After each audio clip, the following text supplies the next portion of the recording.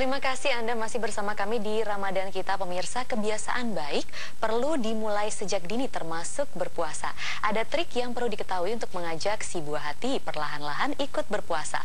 Tujuannya agar anak memahami makna berpuasa dan lebih pandai untuk berbagi.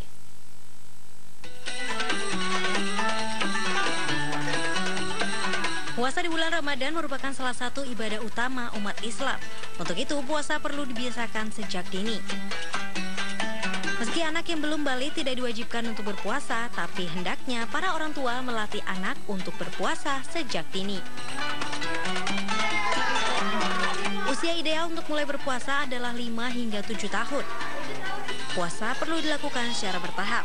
Mulai dari ikut bangun makan sahur, lalu puasa beberapa jam, setengah hari, bertahap hingga penuh 1 bulan.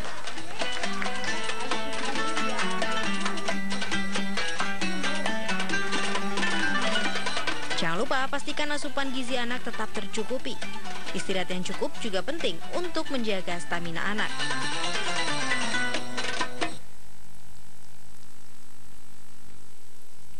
Nah, pemirsa, untuk mengetahui bagaimana sebaiknya kita mendidik anak-anak berpuasa sejak usia dini, bersama saya telah hadir psikolog anak Sani Budianti. Assalamualaikum Mbak Sani. Terima kasih sudah bersedia hadir di studio kami. Mbak Sani, pertama-tama kita ingin tahu dulu sebenarnya usia berapa sih Mbak yang ideal untuk mengajarkan anak mulai berpuasa?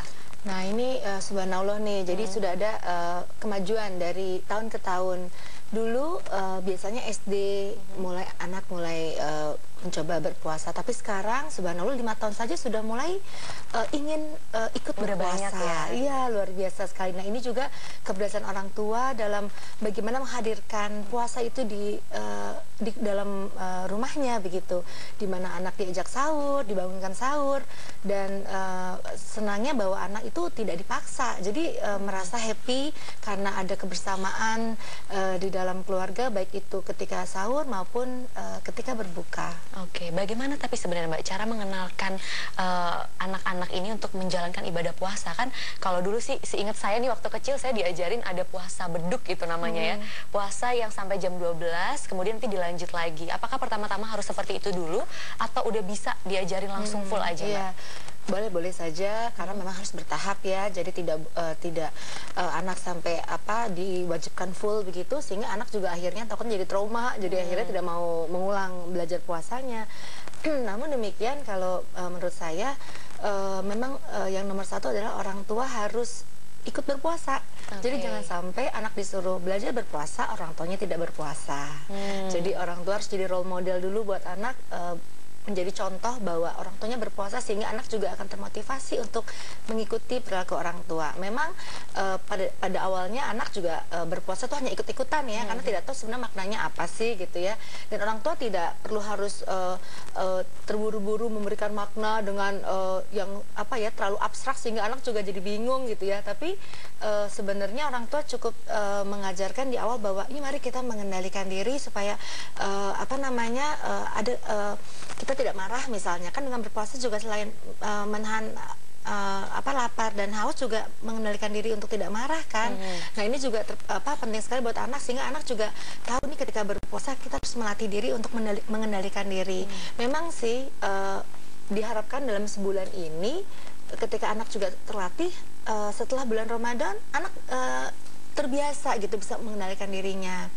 Nah juga kalau misalnya anak yang terbiasa apa yang diinginkan diberikan ketika berpuasa, kan anak juga harus mengerem kan. Ketika dia mau makan, nanti dulu ini belum beduk misalnya, walaupun beduknya beduk zuhur begitu ya. Habis itu mungkin habis itu asar beduk juga boleh buka, habis itu berpuasa lagi. Tapi ketika anak memang kuat dan anak memang gigih untuk meneruskan, nggak ada masalah, karena biasanya orang tua juga ada kekhawatiran anaknya ini jadi dehidrasi, atau anaknya ini jadi sakit misalnya, atau jadi tambah kurus. Nah ini juga paradigma orang tua yang harus diluruskan, bahwa puasa tidak menyebabkan anak jadi sakit atau tidak menyebabkan anak jadi dehidrasi begitu, tapi justru anak jadi termotivasi untuk mencapai satu tujuan penting yang kalau dia capai dia akan meningkatkan confidence-nya. Tapi kan pasti banyak banyak anak nanti yang bertanya gitu, kalau usianya udah mulai besar nih Mbak, kenapa sih kita harus berpuasa? Nah itu gimana caranya kita memberitahu sama anak-anak pentingnya untuk menjalankan ibadah puasa dan makna di balik ibadah itu sendiri Mbak? Ya tentunya cara penyampaian juga disesuaikan dengan usia anak. Ketika usia anak umur 5 tahun, ya mungkin bahasa lebih sederhana, ya karena itu memang untuk mengistirahatkan juga apa namanya pencernaan supaya ada untuk kesehatan misalnya. Nah ketika sudah umurnya lebih mulai meningkat begitu, kita juga bisa mengatakan bahwa ini juga kita bisa merasakan bagaimana sih menahan lapar dan dahaga itu, sehingga kita juga bisa berempati terhadap orang-orang yang tidak mampu, sehingga kita juga bisa meningkatkan rasa berbagi kepada orang-orang yang tidak mampu karena kita mengalaminya gitu.